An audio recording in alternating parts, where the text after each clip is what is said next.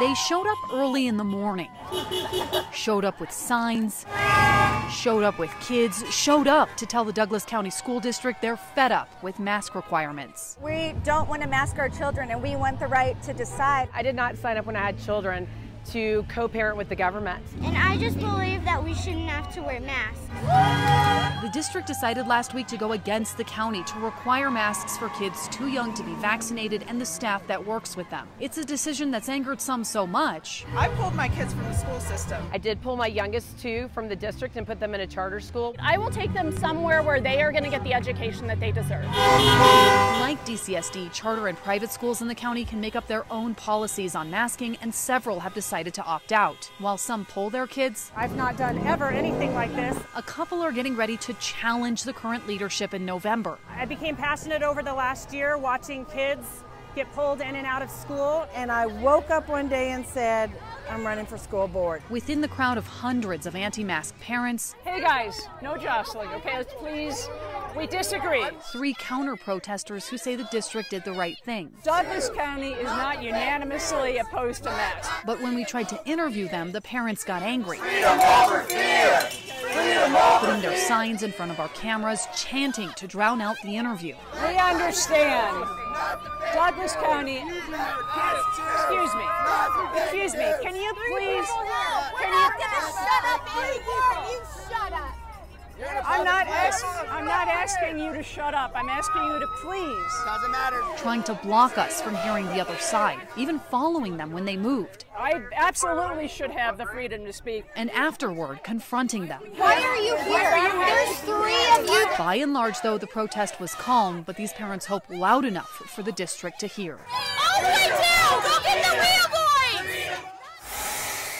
Between the normal bustle of Broadway Street in Denver, there's a bakery that's busy. So this is our absolute busiest time of the year. As soon as you come up to the counter of Sugar Bake Shop, a sort of sweet reminder that even now we're still in a pandemic. We have been just doing masks up until this point. Everybody in the kitchen has maintained the mask mandate. But it wasn't requiring those masks for customers until today. Owner Natalie Slevin says, like a lot of businesses, they had a bit of pushback last time mask mandates happened. Absolutely, we had some people that came in that were offended. And I just stand by the fact that we're a food business, and I want to keep the food that we put out for people protected. Down the block at Full Afterburner Calzones, We're literally still discussing it like this morning. the staff is taking things one step further. I'm literally about to put up a little area where our staff can put up their vaccination cards or copies of their vaccination cards so that, customers can see that. Hoping customers will appreciate their transparency and not make a big deal about masks. Up and down Broadway through the COVID changes, they say businesses have leaned on one another. How do you guys handle this? It's been a really nice resource that we're not just kind of by ourselves. And they'll do that again this time around. Meanwhile, for the owner of Luke & Company Pet Supply, he just wants customers to know. We're not trying to make a political statement. We're not trying to cause a fuss. We're just trying to follow the law. None of the shops on Broadway we spoke with are planning on only checking vaccine cards instead of requiring masks. But that is an option Denver Metro businesses can take. It puts us in as sort of a de facto enforcer of the vaccine card, right? Here we are trying to sell pet food, and we're trying to examine the legitimacy of a vaccine card. And then if it's blatantly fake, what do we do, right? For all these businesses, the bottom line is masks are better than shutting down again. When the last lockdown happened, when we opened up, the damage was catastrophic. Wouldn't it be nice if we could all get over this and move on? We hope that people respect us enough as we are respecting them in our way of wearing a mask. On Broadway, Megan Lopez, Denver 7.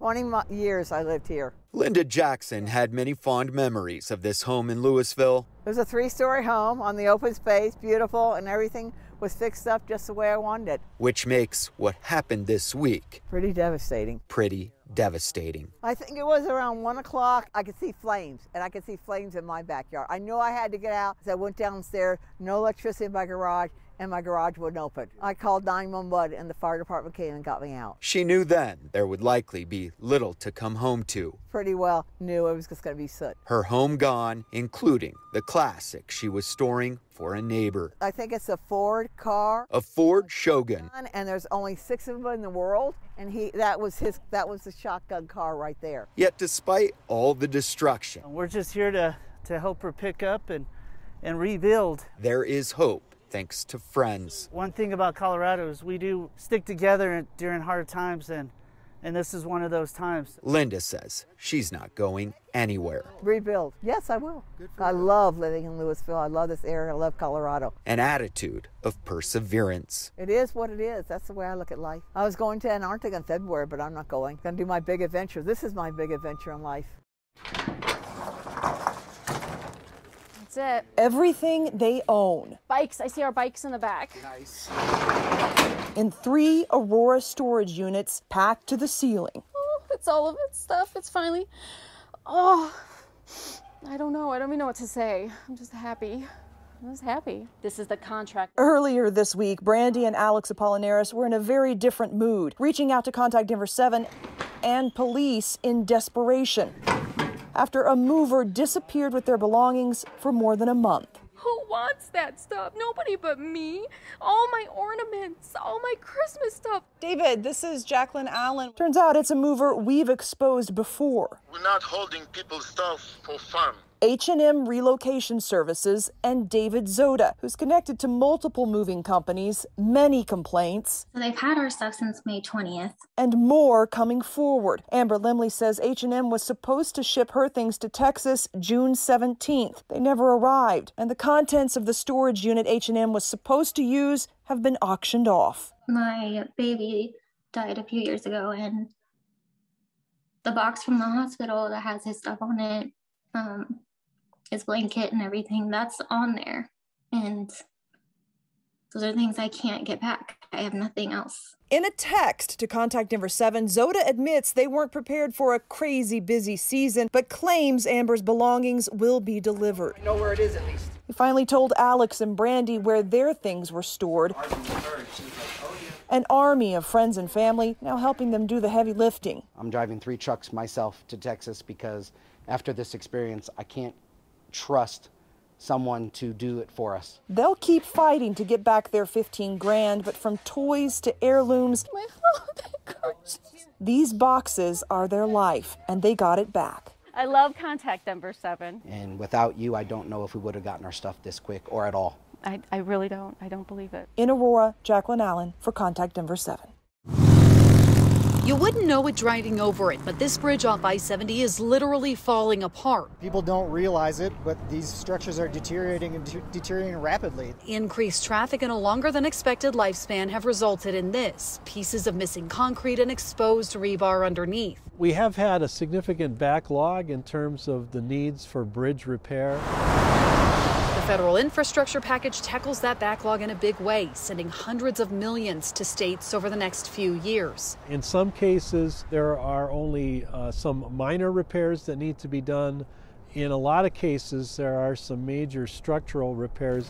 During a bridge tour Monday, Senator Michael Bennet and Congressman Ed Perlmutter saw firsthand how bad some of these bridges are. This is really the biggest road package that we've had since Eisenhower was president, and Colorado, this is long overdue. Of the $26.5 billion in federal funding from the Bridge Formula program that was announced last week, Colorado is set to see about $225 million. Now, that might seem like a lot of money, but the state has 481 bridges listed in poor condition, like this one off of I-70 and Ward. That money breaks down to less than $500,000 per bridge.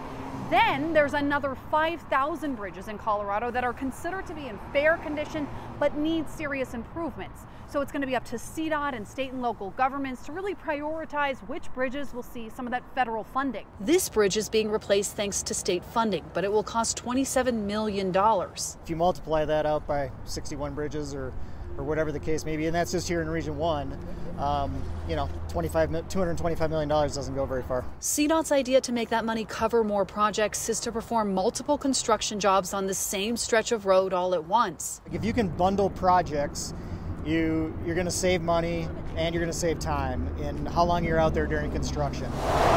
Even with all this state and federal funding, the project list is long. We just got to keep pushing. We got to keep going. But CDOT says this federal money will make a big difference for Colorado's transportation infrastructure. Megan Lopez, Denver 7. come on in. Jim Olson just loves spending time in his basement. It's really an enjoyment for me to come down here and I can forget about what is going on the outside and do my thing, as I call it, down here. And doing his thing is turning trees, Piece of aspen that I cut in the forest, into all this. This is a collection of some of the pieces that I do make. Bowls. This is a walnut and ambrosia maple. And birdhouses. There are 5 different pieces of wood in each one of these birdhouses here. And more. And he does it by literally turning the wood. Turn the machine on and revolve it to approximately 1,000 to 1,500 RPMs, and then eventually come out with a finished product. Jim's been doing this now for 40 years. Use your own creativity in creating the shapes and forms. It's an expression of your own hands. And he's not the only one drawn to the lathe. He's a founding member of the Front Range Woodturners. Now we have over 200 paid members, including some female members who started their own spin-off group called the Ladies of the Lathe. I hear that they're very successful in what they do. Success, no matter which way you turn it. It's very rewarding and gratifying, okay, to take pieces of wood and make them into usable things. I'll spend a couple hours probably finishing this bowl then. I'm Jason Grenauer, Denver 7. Rockies baseball returns. Go Rockies! And for the first time since the 2019 season, fans will be in the stands. 46% capacity, 21,000 fans total. For sports fans, yeah, it's time. I know the fans, when they get back in here, it's going to be on. They're going to be super excited, super pumped. But the boys of Blake Street will hit the diamond without one of their best players, the team trading away third baseman Nolan Arenado a few weeks ago. We're the laughingstock of baseball. If 21,000 people give money to the Montforts, that's sad because they don't deserve it. But the Rockies themselves, I love the Rockies. So let's go 360 and explore the good, the bad, and the ugly on the return of Rockies baseball. We'll hear from the team and the owner, a sports columnist and blogger, a former Major League Baseball player, fans just like you. And we'll start in Lodo, where businesses like the Cherry Cricket Ballpark location, sanitized tables, go Rockies, are brimming with excitement. Can't even sit still, I can't contain myself. Just to see people in the area. General Manager Samantha Taxon says they're ready. We have our front patio. We'll have TVs out there by then. Fans certainly share that excitement. It's time to open up. I'm excited. I'm ready to go to concerts. I'm ready to go to sporting events. I'm ready to get out and do. For us, we're a sports family. When you took sports away and took fans away, it was just difficult, right? But while they're optimistic about returning to the stands, fans do not share the same optimism about the Rockies' chances this season. I didn't want to buy new Rockies gear because they don't deserve it. But purple runs in my blood, and I do it. Fans like Benjamin Crane can't hide their seething resentment of owner Dick Monfort and GM Jeff Bridich for the recent trade of 8-time Gold Glove winner. That is caught by Nolan Arenado. Bridich needs to be fired for one. He's absolutely terrible. It's almost an idiot. I feel terrible like saying that, but absolutely, as a fan, disgusting. I'm not happy about it at all. That's a big loss. Former Major Leaguer John Knott says Arenado did what he had to do. It's just kind of part of the game. You go where they want you. And that is what's so mind-boggling to blogger and columnist Ian St. Clair. But when you look at Pat Bowlen, it's that commitment. You want to win, and you will do everything it takes to win. Dick Monfort and Charlie Monfort don't want to win. They don't care about winning. That has always bothered me. It's not about winning. It's about having something to pass on to his kids. St. Clair is the site runner and lead writer for PlayColorado.com, where he promotes responsible sports betting. There are two teams, when you look at the sports betting odds as of right now, that are worse than the Colorado Rockies in terms of World Series odds. That's the Pittsburgh Pirates and the Texas Rangers. The Rockies are just lost in the woods with no compass on how to get to a winning tradition. Monfort has insisted it wasn't about the money, but rather Arenado wanting out. I'm aware this is not a popular decision, but I promise you it wasn't made with haste. Human beings change over time. But there was a well-reported, long-running rift between Arenado and Bridich. The relationship wasn't always peaches and cream. As for the players and manager Bud Black, they're now left to navigate all the doom and gloom predictions while starting the season with a bit of a chip on their shoulders. Plain and simple, overall goal for myself and the team is win. There's nothing I'm setting my sights on. I just want to go out there, win, and prove doubters wrong. Despite the fact that the Rockies are a long shot, there is little doubt fans will fill every seat available, at least to start the season. So much has gone on over the last year. It's going to be a hot ticket just to see the Rockies. They're just so happy to be out. Just to get out, to be amongst others, to drink a beer while watching the Rockies. In Lodo, Russell Haythorne, Denver 7. There is so much beauty in Colorado, from its waterfalls and lakes to its aspen-covered mountains. It's just gorgeous, man. I mean, look at it. An escape from pandemic precautions. Being outside is a great way for me to just reset, process things. But all that getting away is getting destructive. The pandemic brought out an additional 4 million people to state parks last year. I think more people are getting out, seeing how great Colorado is. City and county trails and parks also saw record numbers and record damage. What the 4th of July used to look like and Memorial Day used to look like when everybody went out for the weekend outside, that was every day, every weekend, and almost every day during the pandemic. And overuse comes with a cost. In this case, a hit at spontaneity, using tools like reservations, special passes, added costs. Let's take a 360 hike around Colorado through the eyes of parks and wildlife, the tourism industry, and of course, Colorado's millions of outdoor enthusiasts. We begin at the Long Haggler Reservoir in Loveland. It's one of about 350 state wildlife areas, places with critical wildlife habitats. A lot of people in the area love to come out here and go fish. The calm waters, the sounds of nature. It's where Noah Turnbow finds peace and a trout or two. It's usually pretty relaxing and quiet. He has a fishing license, which CPW began requiring last year to access these state wildlife areas. A hunting license can get you in too. We're just seeing a lot more recreation activities on our state wildlife areas that these areas weren't intended for. The license requirements were put in place to prevent just anyone from showing up and damaging these delicate places. A lot of our state wildlife areas weren't really intended to have those activities occurring there. Still searching for solutions, CPW came up with an optional $50 state wildlife area pass, with the money going to help with restoration if you don't have a fishing or hunting license. I think it's fair because I think if people have it, they'll be able to care for these places better.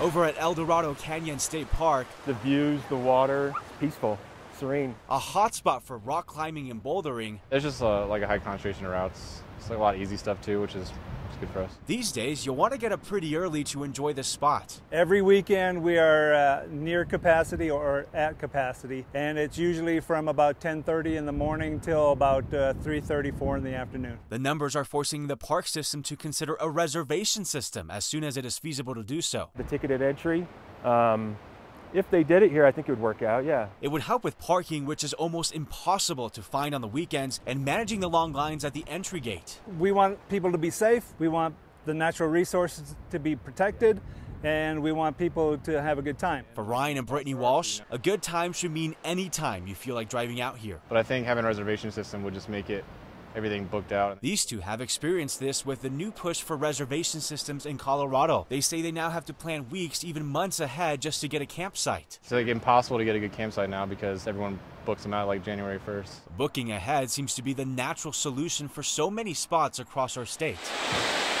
At Hanging Lake in Glenwood Canyon, this is one of the best places you could be in the state of Colorado, bar none. Officials say the reservation here is absolutely necessary. We hear about over-tourism, and this was a problem. Lisa Langer with Visit Glenwood Springs says this hidden gem was being loved to death. There were too many people on the trail.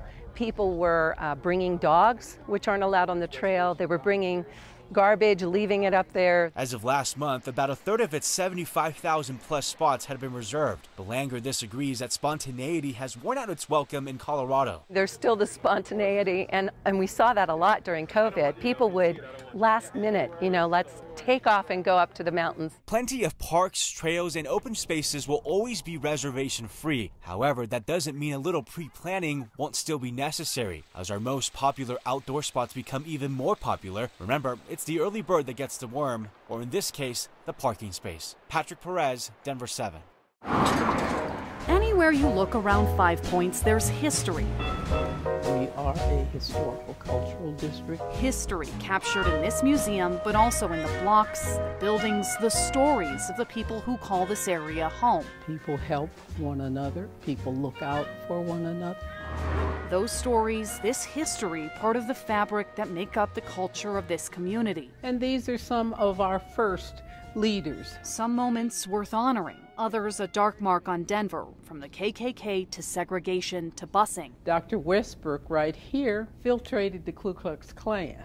They had no idea he was an African-American man. Through it all, though, this community and its neighbor in North Park Hill have stuck together. The people who have represented this area, as I can remember from my childhood to this time, have been people who have lived in the neighborhood, who's been a part of the neighborhood. Every 10 years, though, congressional and legislative maps are redrawn based on census data, a process known as redistricting. When African Americans hear about redistricting, we automatically get a little bit of anxiety due to gerrymandering. In the past, it's been up to the legislature and courts to redraw those lines. The state, Colorado, will gain an 8th congressional district. This time around, a different process altogether. 2 independent commissions made up of 12 people each are responsible for that redistricting. The big intent really was to make this a less partisan process, but also to introduce competition. This time, redrawing the lines on that blank map ended up separating 5 points from North Park Hill. They cut the African American population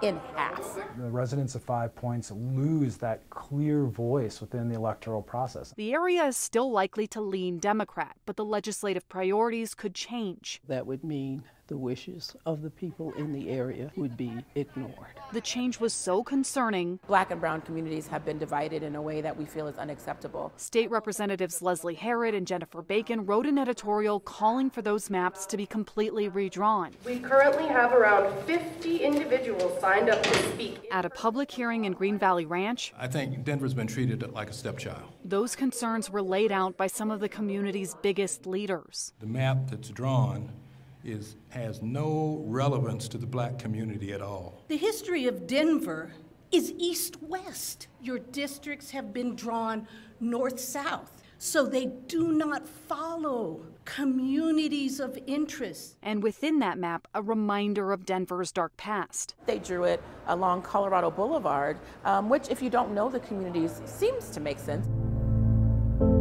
History tells a different story of that divide. In the 1930s, Colorado Boulevard was a symbol of redlining. Areas west of Colorado Boulevard were considered undesirable, and areas east of Colorado Boulevard, like Park Hill, were places where banks invested their loan dollars. It was, at the same time, the legal isolation of communities of color from white neighborhoods and businesses. It has taken us decades of work towards erasing these lines. We didn't know that. We had no idea. Jessica Shipley from the nonpartisan staff that worked on those maps says that was never the intention. We would never, ever look at disenfranchising voters. That's just not something nonpartisan staff would ever think to do, honestly. Still, none of the commissioners redrawing those maps are from this district. Shipley says these maps are just a starting point to spur community discussions. For me, that was a very successful meeting because I learned something new that I can apply to the next iteration of the maps. Herod still has her doubts. You know, I don't know that this is the right process for Colorado. Others are trying to give the commission a chance. I am 100% for having an independent commission.